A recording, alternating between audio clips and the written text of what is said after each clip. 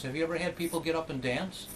Absolutely, yeah. We have also requests sometimes for having a space that people can dance. But I remember actually two events where this worked very well. Once we were playing at a more like independent rock festival in Austria, and there were a lot of young people, and they actually did not know something about jazz and our music so much, but they just liked this music in the way it developed and the whole groove, and they were dancing all over the place. It was a very late night concert, so that was an ecstatic experience.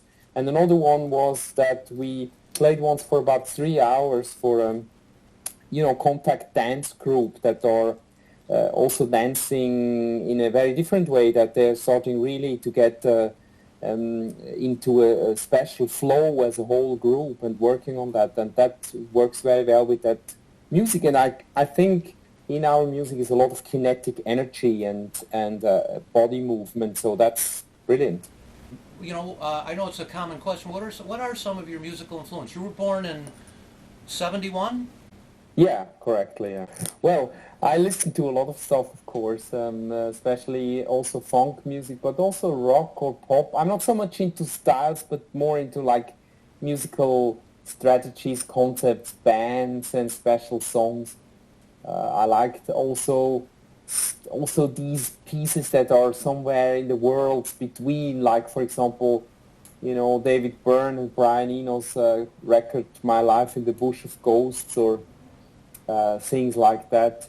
But I also listened a lot to reggae, Bob Marley, and a lot, of course, to funk music from the old things, from the Meters, James Brown, until, of course, Prince, who was also a major influence as a performer, especially when we have all these bootleg records from the after-show gigs.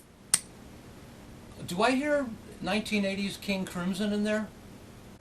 Well, King Crimson is a special case in a way. When I started to do this music after a few years, I met the guy who said this sounds quite familiar, and introduced me actually to King Crimson, which I must confess I didn't know totally, because I'm actually not so much coming from the guitar corner, since I was a lot more into piano music and a lot of course, music that also guitars are in, but not so much from especially this rock guitar circle, and that's, I guess, why I didn't know King Crimson, or was not so open in that time to really jump on it. So that's a parallel that relatively late came to my consciousness, that this is there. But I have now a lot of friends actually who appreciate both bands, and very often also tell me that they see a lot of similarities. And also, of course, in King Crimson's music, there is a lot of similarity in that mix of patterns, but also disciplined play, and a special dramaturgy is out of these pattern plays. So the groove and the discipline, this combination is very unique. Yeah. It wasn't necessarily any melodies or rhythms in particular that reminded me. It was the interlocking kind of almost gamelan-like. Exactly, yeah. Yeah, and I think I came more from the corner of this interlocking funk things with the guitars, all the pattern stuff we have there, that is a bit more polymetric in a way, polyphonic polyrhythmic interlocking. But of course in rock music, like King Crimson, you have that too in a bit a different way, but it's a similar idea with a bit a different groove concept. Yeah, very different groove, exactly. Were you aware of any of the ECM? Did you already love ECM before you and Manfred got together? And can you tell me a little bit about how you and Manfred got together? Yeah, of course. I mean, for me, ECM was from both corners very important, from the classical one and from the jazz or more improvised music one, because we have a lot of improvised music on ECM that is not mainly jazz, but you find it also in folkish or even classical parts that he appreciates. A lot of musicians that work with music compose, but also are able to work with structures more freely. So as he said himself once, free improvisation does not necessarily mean that you play really free jazz, but you can also improvise in many different ways. So that's in one of his main interests, but at the same time he has a huge feeling and knowledge about classical music and chamber music concepts. So this was very close to the way I was thinking about, and of course I listened also to a lot of great jazz records, for example Chick Corea's records on ECM, or Jared's records on ECM, but also special ones that are not so known. But then when I was playing mainly with my acoustic group, Manfred heard a concert of that in a church, and I think it was especially this what he liked, that this is a music between new series actually and the jazz music that ECM releases. So this kind of gap between is something that is constantly present at ECM, and that's also in my main interest, combined with the general aesthetics and talking about music very carefully with texts and finding pictures and partners for a certain music. So when we started talking about the production, we talked a lot about art and also classical music, and that's how we came into flow about thinking what project might be the best for the first time and for the first release. And since I was working with Ronin constantly and started my Monday series in 2004, where we play every week and every Monday, it was logic that we then finally decided to first land this band and give it a chance also to create resonance for this music with Ronin. And that took then finally 4 albums until I came back to the acoustic group. So we were not planning that, but it developed very naturally. So did I understand that right? The first thing he saw was Mobile? Yeah, he heard Mobile as an acoustic group in a church in Zurich. Now, one thing I've been trying to discover with your music is where is the improvisation? So you released from Exil, is that how you pronounce it? Yeah. Okay. Yeah, that's correct. Yeah. To try to find the improvisation, can you read and write? Do you write down the music? Do you notate the music? Yeah. You mean the 58, I think. That's on the new record, right? 58. You mean the one that is on the... Yeah, that's the 58, I guess. Because from this we have a live version and we have the studio version. Well, it depends a bit. I have several formats. So there are so-called one-page pieces. They go on a lead sheet of 1 page with a certain structure, usually a drum pattern, a bass line, and a piano pattern. And then the band develops a lot out of it. But I have also huge scores of 20 pages where drum beats, all transitions, all bass lines are written out like in classical music. But when we do that, and 58 is such a piece, when we work on this, we make it sound, and we work a lot also on the band sound. So it's, of course, written and a clear concept, but then the band gives it a sound and a dramaturgy. And in that process, first rehearsing it, then playing it on Mondays for maybe a year or 2, and then going on tour with the piece and then recording it. In that process, a piece can develop and change a lot, and sometimes it changes over 3-4 years. And that process is very important, that finally the piece sounds very natural, although it is very often through composed. And then suddenly also parts open, where we have a platform where we can develop patterns, invent things, and even play it every time different, but with the consciousness for the piece, so that from outside the listener sometimes does not know anymore, is this composed, is it agreed, is it instant composing, who has the free part, because a player sometimes moves like an animal is hiding in its surroundings, suddenly you see it, suddenly it disappears in the pattern structure. And we also work a lot on phrasings and microphrasings and ghost note networks, so that improvisation sometimes is also a bit used in a different way than just having one player playing a clear solo over the structures.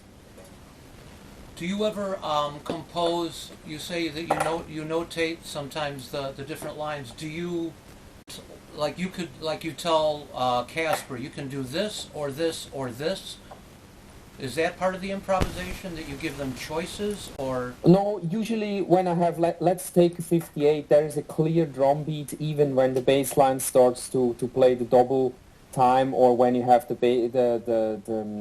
bass drum suddenly playing the quarter note through. That's all written. But when we work on that, we work on the whole sound. Where does he go to the right, for example? And sometimes when he can play the beat really good, he starts to develop it over the whole piece, and in the more open parts, he starts to emphasize certain parts or leave things away, or even add some ghost note things, or emphasize a certain snare, so that we suddenly hear the whole thing different.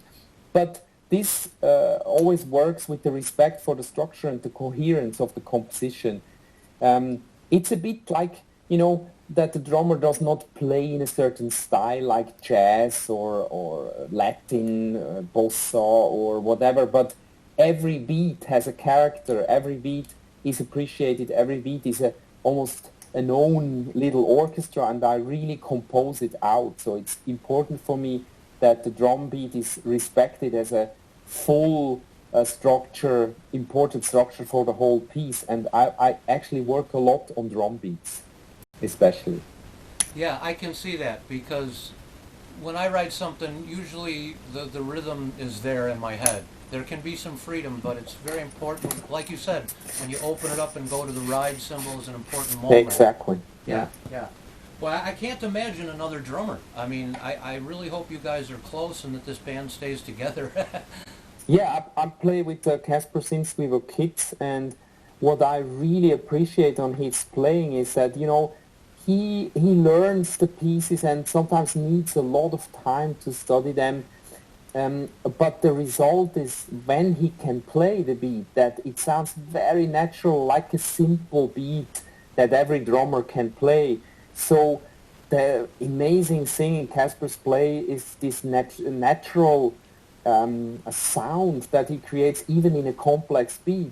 When he plays it long enough, the thing sounds like a simple 4/4, that rolls out of the pocket. So that's something that very often drummers that have the drum beat very quickly, they never get to that point where it does not sound abstract, but it sounds very natural and just happening like folk music. Yeah, it does. And he uses 2 snares, right? Yeah, he uses very often 2 snares. Yeah, even sometimes I write 2 snares, but usually he has a big taste for snares and he chooses them. So he has a collection of snares, and usually also for the tours and for the combination, he has ideas how he wants to work with these snares, and sometimes then makes suggestions how to work with the beat and change it to put it on 2 snares. Yeah, I love that approach. And Absolutely. I know how difficult it is to arrive at what you've arrived at. You have to pretty much say, I'm not going to do that, I'm not going to do that, and I'm not going to do that. This is what Exactly. Yeah, and that's got to be difficult, because it's got to be tempting sometimes to even just let somebody solo. And Yeah. I just really admire what you've done. It's a very, very simple, complex music. I love it. Yeah, it's complex but not complicated. Well, That's the point. Exactly that we try to find as a band a flow that is very naturally, and you name it. You need to avoid a lot of things. You need to also leave away a lot of things, and especially good players, like all the players actually are. They need to have that spirit that they serve the piece and the music and the band thing. Yeah. Well, I get the sense, obviously with you, but I get the sense with the other 3 gentlemen as well, the difference between a musician who happens to play an instrument and somebody who just plays that instrument. And you mentioned one of the important things about improvisation, the difference between that and instant composition. Yeah, no, exactly. Yeah. I mean, that's what also many people are talking about, like, for example, Thelonious Monk. I admire his themes, but also his improvisations that are not so far away from each other. It's always a play in a way that he respects the patterns, their space, and also their changing movements. It's very beautiful to have this instant composing attitude and be able to study it also in other musicians. Yeah. Now I'm curious, what is the ideal size venue for Ronin, in your mind? Like, for instance, compared to Constellation, do you like something that intimate, or do you like something where you can get a little louder? Do you like people sitting right in front of you, or do you prefer... Well, that's the good thing with Ronin is actually that we played in so many different venues, from really huge festivals with a few thousand people to intimate spaces like our own club, Exile, where you have maybe full house when you have like 120 people like sitting and standing, you know. So we all love all these occasions because they focus on different attitudes in musicianship and different qualities. But especially the more closer jazz context where people are really close and see things are for us also very important, because there you have a different possibility of also going into combinations of sound and stuff like in chamber music. While, for example, when you have a huge stage like we played last weekend in Switzerland on an open-air festival, we played more popish, try to make it more simple in a good sense also, that the sound is more compact. But I would not miss all these opportunities. I think it's exactly a character of that band that this is all possible, and that we enjoy changing also how we play the piece every evening like this. Well, it's curious because I was thinking at the Constellation show, you guys got the dynamics down to almost a whisper, and I'm wondering, you probably can't quite achieve that at festivals, right? Yeah, that's correct. It depends a bit, you know, where you play. But when you have, let's say, you have a festival and you have really a big black box, so that with the light and everything, we really can go down with the whole atmosphere, then it works. Then we can, even with a big PA, go dynamically very low and go up again. That works also in spaces, but when you have an open-air concert where you have at least a few hundred people also being a bit noisy, then of course the dynamics should adapt in a way that the whole show works for everybody. Have you noticed that when you're playing in front of a big audience at a festival and you're pretty sure they don't know you?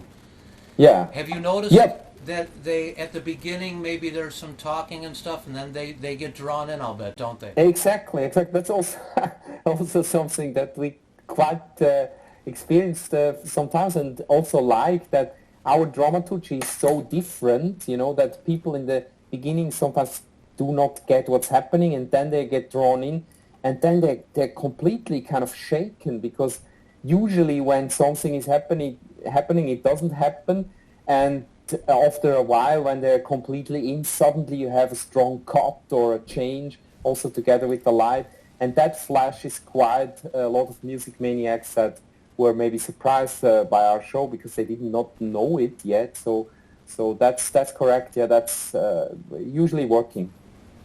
Yeah, I was surprised at the tight light show. So you guys travel with your own light person, right? Yeah, we always travel with sound and light because it's important for the atmosphere. Also, when you have a tiny place or you have an intimate place, you know, you have an atmosphere, and we would like to take care about all of these things, because also with the audience together, you create an evening where everybody should say, I'm at the right spot tonight and would like to enjoy the music, but also the community and this togetherness. Your music can cut through a lot of these preconceived notions people have. Oh, it's jazz, therefore I don't understand it, therefore I don't like it. Whereas I think your music could be put in front of anybody. Yeah, exactly. Yeah, that's also something why I do it. You know, I'm not I'm not interested in opponents and in the way of like, thinking what you do is better in a way than something else. I believe truly in it, of course, and it's the life energy for me that is absolutely fundamental and essential, but in a way that I would like to share it with anybody who is interested. I'm also very open in our club. I'm open for everybody as long as a person comes to listen to the music. It doesn't matter politically where the person's from or what's the background. Of course, you can also have a polite chat about these things, but I'm interested in sharing things, which does not mean, everybody should love each other and everything is good, but it means we have same qualities and we would like to share this and talk about this and make ourselves in a way more alive, more present, and also more there to respect and to respect each other and work for each other, also when we have really challenging phases or really challenging conflicts. And I try to put that in the music. That's also why the music is not mainly only beautiful in a sense, but it has also a strong power and also a dark energy in a good, positive way, because that's in us all. As long as we can use it for a positive spirit and for the community, then it's good. And that's something I try also to live and to give to the people. And like a composer friend of mine once said, groove is common ground, is common possession. It's nobody has it for himself or herself. We share that. And this energy is something that I live for, because I think it's the only way that we can build something up together. I don't mean, that everything will be in a paradise sooner or later, but I think we should really work on that living together and not against each other. That's basic. Absolutely. I think, yeah, absolutely. Absolutely.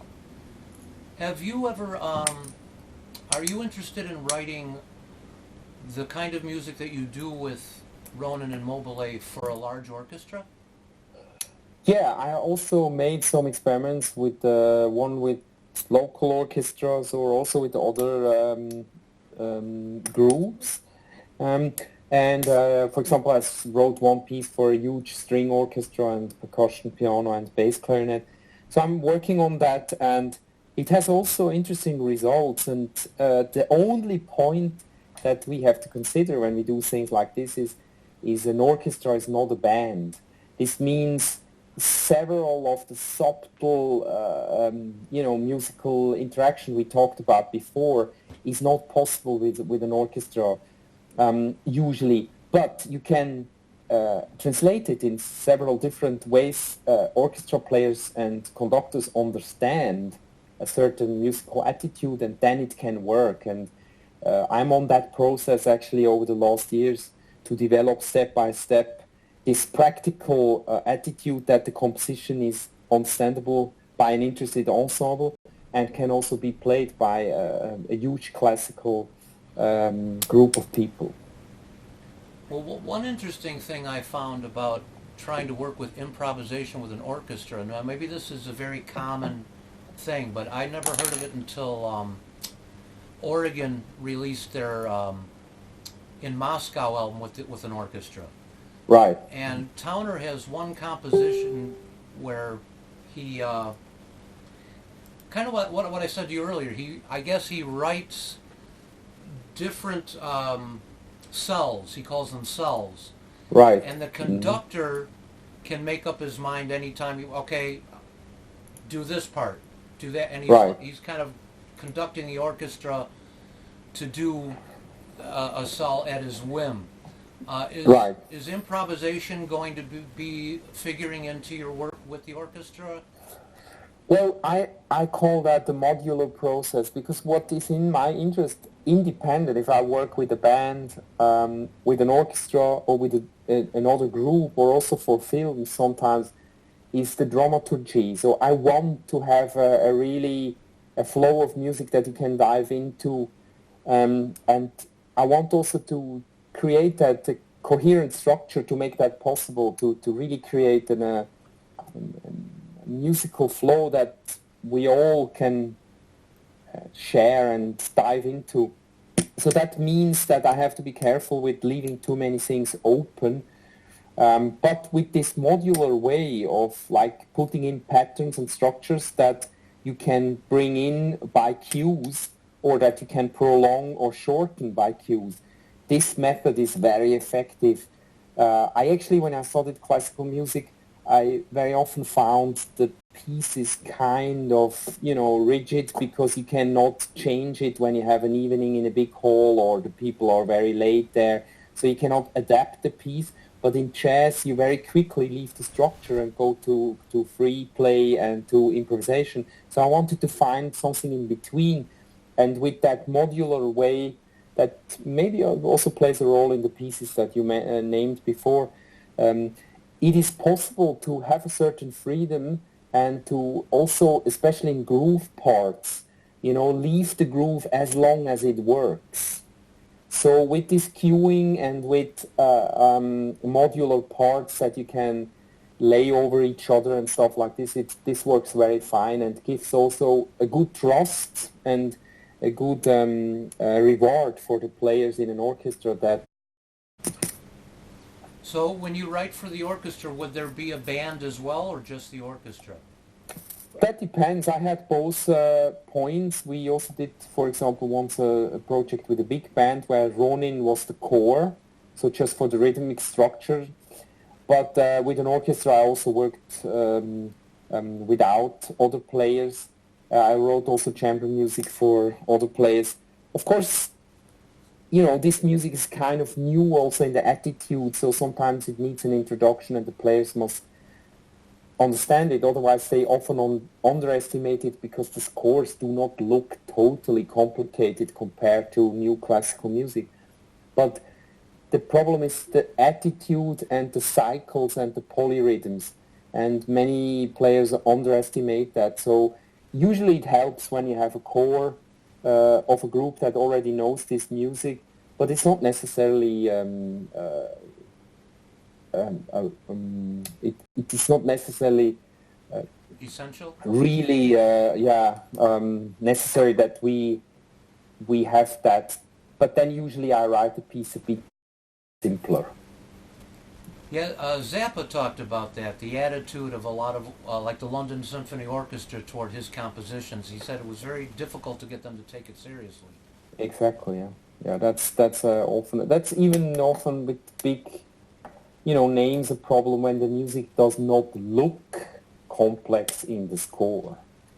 But, our music often does not look complex, but when you have 3 or 4 cycles, rhythm cycles or meters going on, then sooner or later you're getting in trouble when you hear things different than they look on the score.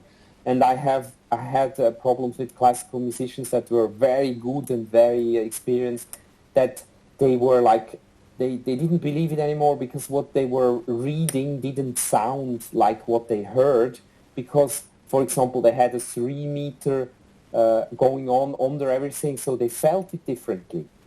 And that's something that is kind of new. We have it a bit in Stravinsky's work, but not a lot, and then in a few modern composers. But this kind of attitude and skills from classical musicians that they really know that and can play, that's in development now. That's very fresh. Well, this is fantastic talking to you, man. When you guys come back in October, are we going to see a different set, do you think? Or do you guys do the same set every night? That's a question I have. No, we change things. We have, we have about 30 pieces ready usually that we can play, and we constantly work on the set. And of course we want to present the record, but we did that at Constellation already the last time, kind of. And we will change it and also adapt it a bit to the room, since we know it now quite well. So, I learned also that these pieces that I wrote, actually they have so much in it that you also can play older ones in a new setting with other pieces, and then people understand or experience or feel them also different. So we have a tour set ready, but this is very open. We not, you know. Do you change it right before the show every night, or do you play? Yeah, sometimes we change it directly before. Also what we would like to play or where we play and size and space and sound of the room. 30, gosh, I think I have the right number here. 36 is on the new album, right?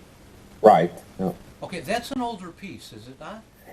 That's an older piece, and you hear it also in the beginning structure, but in the older piece, that was on the first release, actually, with Ronin on ECM, and I wanted to give, to show this arch from this first record to the new setting with the quartet, and also show how this piece developed, and especially the second part is very different than the first one. But you also see a bit what's actually in the music, how the band changed to play, and this 36 somehow became a bit the standard of our own repertoire. So that's also something that, we have to respect the piece that appears and appears and appears and has a good development. But mainly for me it was important to show it because of the second part that is mainly a group improvisation, while in the first record on ECM I played kind of a piano solo over. Right. That's another one where I was able to see a little bit into where the improv is and where the changes are. Right. Yeah. I could answer this question simply by Googling this, but since I don't know and I've got you here, sure. Speaking of dramaturgy, I was very curious to see that you had vinyl available of Awase. Now you must have changed the sequencing for vinyl, yes? Because the first, you mean of the pieces, the sequencing of the pieces, or yeah, what? because the first piece is 508 and then 58 should take up a whole side. So how did you reconfigure that for the LP? Well, we made a three. What's that? It's a double vinyl, but we only have three sides. The fourth side is empty. That's how we. Oh, okay. We put the tracks on, of course, in feedback and talking with Manfred. Okay, so I can see that now. So it's the same order, 60 and 58 take up side one. Yeah, exactly. Okay, okay, cool. Yeah. Yeah, because I thought that would be a little weird. I've been thinking about that and I've been meaning to look it up. Yeah. Yeah, okay, cool.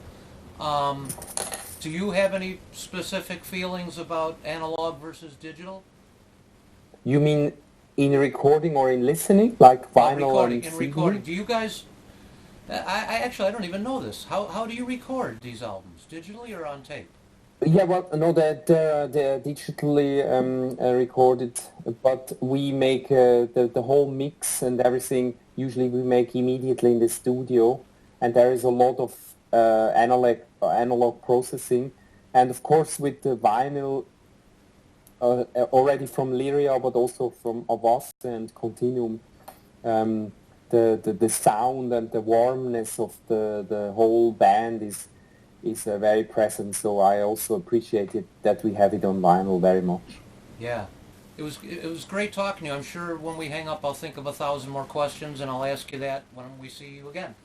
Fantastic! Great pleasure to talk to you, and look forward to figure something out. And to see you again in Chicago, latest. Yeah. Wonderful, my friend. Have a beautiful, Friday? Have a beautiful Friday evening. Thank you, Brian. You too, and look forward. You're still in the morning, right, or no? What do you have now? Lunchtime? No, what's now in your? Now it's 1:06. You're 6 hours before me, I guess. It's 1:06, so it must be 8 o'clock. Oh yeah, right. Okay. Mm-hmm. All right, wonderful. Cool. Okay, take care. Great pleasure. Look forward, and let's stay in contact. Okay, thank you, my brother. We'll talk soon. Take care. Bye-bye, Brian. Thanks.